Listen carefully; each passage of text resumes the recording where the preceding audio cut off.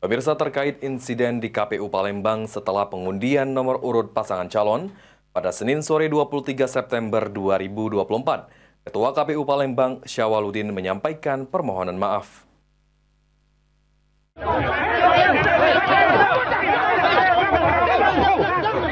Terkait insiden di KPU Palembang setelah pengundian nomor urut pasangan calon pada Senin sore 23 September 2024, ditemui pada Selasa 24 September 2024, Ketua KPU Palembang Syawaludin menyampaikan permohonan maaf.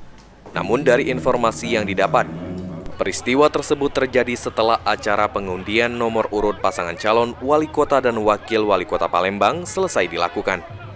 Sementara lokasi peristiwa tersebut bukan terjadi di depan kantor KPU Palembang, melainkan di jalan raya, di depan kantor Kecamatan Ilir Timur 1, serta diduga bukan masalah pilkada melainkan masalah pribadi. Mengantisipasi hal serupa terjadi, ke depan KPU Palembang akan berkoordinasi dengan pihak perwakilan pasangan calon, TNI Polri, serta pemerintah pada setiap kegiatan. Kalau kemarin, mohon maaf, itu kami dapat informasi dari pihak keamanan ketika kejadian itu setelah acara pengundian nomor urut.